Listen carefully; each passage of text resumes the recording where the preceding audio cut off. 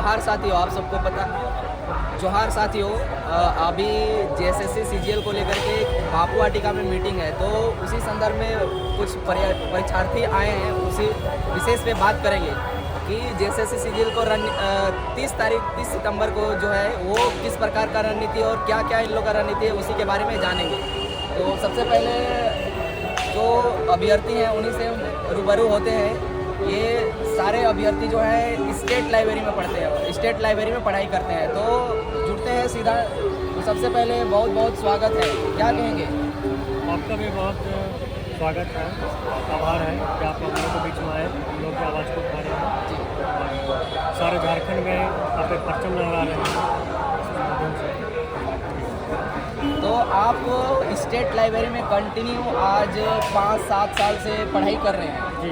और उसके बाद ऐसा खबर आता है कि पेपर लीक हो गया और क्या है कि सेट से क्या है कि कॉपी पेस्ट कर दिया जाता है। तो उस पर जब इस प्रकार की घटना सामने आती है तो आपको कैसा महसूस होता है? और क्या अभी जो है 30 तारीख को आंदोलन है, तो उसमें किस प्रकार का रणनीति आप लोग?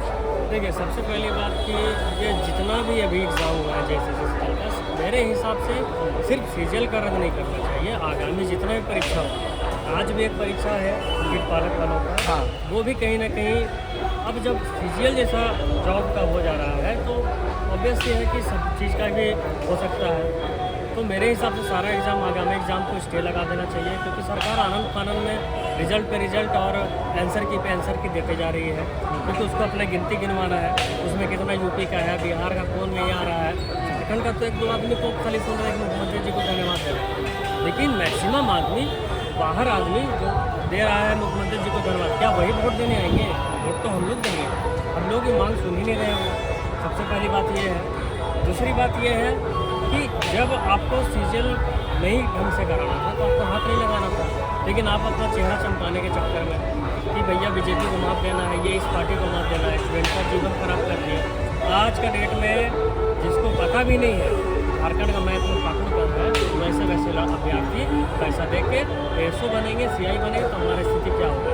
इसका जीता जागता उदाहरण जेएसएससी का जो भी नोटिस अभी निकला है, जो कि जितने भी पिटिशनर थे जो सबूत गवाही देने गए थे उनके लिए निकला है कि आपको 3 बजे कल बुलाया जाता है। उसमें आप देख लीजिए कि कैसे करप्ट लोग घुसे हुए हैं पैसे दे करके, कि 2024 की जगह 2027 लिख देता है, स्पेलिंग कोचिंग का स्पेलिंग लिखने नहीं जान रहा है, कैचिंग लिख दे रहा है। तो ऐसे ऐसे अभ्यर्थी जाएंगे पैसा दे करके, तो यही स्थिति होगा। और 30 तारीख को जो है वो आंदोलन, आप लोग का रूपरेखा जो है वो किस प्रकार का है? देखिए, इस बार आंदोलन हर वर्ष की भांति इस बार भी हमारे तरफ से शांतिपूर्ण ही रहेगा, क्योंकि हम झारखंडी बहुत ही ज़्यादा शांति स्वभाव के, उग्र स्वभाव के हैं नहीं। और हम लोग अभी तक जितने भी अभ्यर्थी, जितना भी हम लोग किए हुए हैं, सारा शांति स्वभाव से किए हैं। तो उम्मीद करता हूँ कि शांत स्वभाव हो, लेकिन अगर सरकार नहीं मानी हो सकता है कि उग्र हो जाए। लेकिन अभी तक जितने भी लोग हैं, पार्टी हैं, साथी हैं, हजारीबाग से कुछ साथी आ रहे हैं, सबका यही मनसा शांतिपूर्वक अभी तक लेते हैं। सरकार हमारी मानती आई है, इस बार भी बात मानेगी और बहुत ही शांतिपूर्वक से करवाएंगे।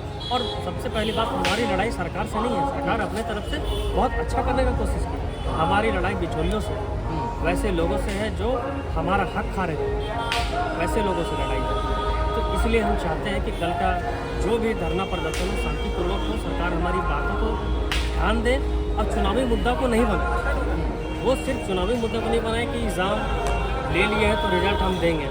भैया, आपको 1 साल पहले लिया नगर पालिका का, उसके आंसर की रिवाइज आंसर की जारी नहीं किया, उसका रिजल्ट जारी नहीं किया।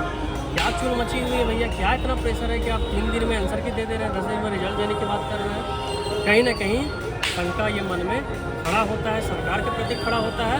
और मैं जितने भी लोग इस वीडियो को देख रहे हैं वो इस चीज़ को, इस मानसिकता को समझें कि आखिरकार कारण क्या है, और वोट देने से पहले ये सारी बातें याद रखिएगा। और जितने भी अभ्यर्थी की मौत हुई है वो शहादत भूली नहीं जाएगी, ये चीज़ अपना दिमाग में डालिएगा।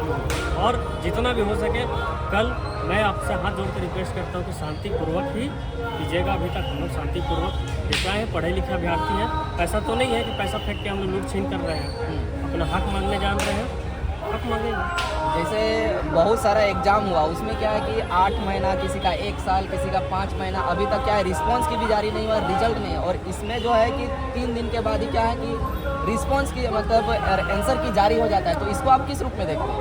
सिंपल सा यही है कि इसमें कहीं न कहीं संलिप्तता है, किसी अधिकारियों की। सरकार का तो प्रेशर ऑब्वियस सा चीज़ है कि आगामी चुनाव 1-2 महीने में आ जाएगा, सरकार को गिनती गिनाना चाहिए। अभी तक गिनती जितने भी रघुवर दास टाइम पे अटका हुआ था, जो भी वैकेंसी था, पंचायत सचिव हुआ, चाहे बीजेपी टीचर हुआ, चाहे जो भी कल परसों दिए हैं, उसको अपना नाम भंजाने में लगे हुए हैं। जैसे इसमें भी नाम भंजाएंगे कि हम देंगे, इसीलिए इतनी जल्दीबाजी में आंसर की भी दिए हैं, इतना गड़बड़ आंसर है। हमारा फेवरेट लैंग्वेज था, उसमें एक सवाल पूछा गया कि चिकना शब्द क्या है, संज्ञा है, सर्वनाम है, विशेषण है, क्या है? बचपन से पढ़ते आ रहे हैं कि चिकना जो शब्द संज्ञा और सर्वनाम की विशेषता बतलाता है उसे विशेषण कहते हैं, और उसको मान लिया है संज्ञा। अच्छा, ऐसा कितना आदमी उसको देखेगा, ध्यान देगा और क्या करेगा? अब हम इधर अपना रूपरेखा तैयार करें लोगों की भलाई के लिए, लोगों की सच्चाई के लिए, या फिर हम आंसर की में एक आंसर पूछते रहें। तो अभी जो 30 तारीख तक ऑब्जेक्शन का डेट दिया, तो आप लोग ऑब्जेक्शन कर रहे हैं या फिर सिर्फ धरना प्रदर्शन कर रहे हैं? ऑब्जेक्शन अभी नहीं कर रहे हैं, धरना प्रदर्शन शांतिपूर्वक होगा। अगर हमारी बात मानती है आयोग, तो ऑब्वियस सी बात है हम लोग स्वागत करेंगे उनका। और हमको जहाँ तक विश्वास अभी तक मानती आई है, कुछ प्रेशर होगा, कुछ बिचौलियों का बात होगा, क्या बात है नहीं बात है। उस दिन भी सारे जो हम लोगों के सर लोग हैं गए हुए थे, तो वो लोग को भी आश्वासन दिया गया कि ठीक है इस पर काम किया जाएगा, लेकिन शाम में ही आ जाता है आंसर की। इससे तो हमको आयोग में भरोसा था, लेकिन अभी थोड़ा डगमगा गया भरोसा। इस हिसाब से हम चाहते हैं कि आयोग भी सपोर्ट करे, लड़का लोग को देखे। भाई हर कोई 30 लाख नहीं दे सकता है, 25 लाख नहीं दे सकता, और सबूत जब आपके समक्ष दिया गया है, वो तो जांच का विषय है, आप उसके पीछे जाना चाहिए। आप राजनीतिकरण कर दे रहे हैं, ये सब सारी चीज़ें, ये थोड़ा गलत है।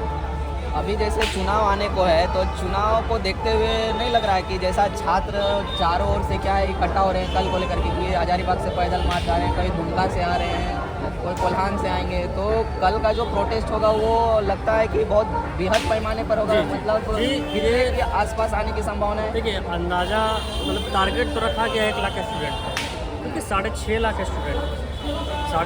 स्टूडेंट है। और मैं आपके चैनल के माध्यम से ये आग्रह भी करना चाहूँगा कि 6.5 लाख स्टूडेंट है, मान लीजिए बाहरी 3 लाख मान लीजिए, फिर भी 3 लाख आदमी है ना यहाँ। 3 लाख आदमी में 1 लाख आदमी को आना है, आपको हक छीनना है, हक लड़ के लेना है, आपको निकलना पड़ेगा घर से। घर बैठाए नहीं मिलेगा रिजल्ट आपको, नहीं तो आप एग्ज़ाम लिखते रह जाइएगा। हम 8 साल से झेल रहे हैं, आप भी झेलिएगा। इस बार निकलिए, कम से कम आपके लिए, अपने आने वाले पीढ़ी के लिए, सुधार के लिए कम से कम निकलिए। 1 लाख टारगेट रखा गया है। अभी तक हजारीबाग से कम 8 से 10 हज़ार लोग चल चुके हैं पैदल। हाँ, पैदल चल चुके हैं। कुछ लोग बस से आ रहे हैं। गुमला वाले साथी से बात हुआ, गुमला सिमडेगा से, उधर से भी अच्छे खासे में लोग आ रहे हैं। पलामू से आ रहे हैं, लातेहार से आ रहे हैं, चतरा से आ रहे हैं, और दुमका से ट्रेन चल रहा है उससे आ रहे हैं। तो हम कोशिश करेंगे, हाथ जोड़ के विनती करेंगे, अधिक से अधिक जनसंख्या में आए, सरकार पर दबाव बनाए। ये सरकार सुनेगी, ये सरकार बहरी है, सुनने के लिए शोर जोर से चाहिए। बहरा आदमी लोग को ऊंचा सुनता है, शोर जितना ज़्यादा जनसंख्या में रहेगा उतना ज़्यादा शोर मचेगा, सरकार के कान में घुसेगा। शायद भगवान से बुद्धि दे दे, एग्ज़ाम कैंसिल कराए, फिर से एग्ज़ाम ले, सरकार फिर से बन जाएगा।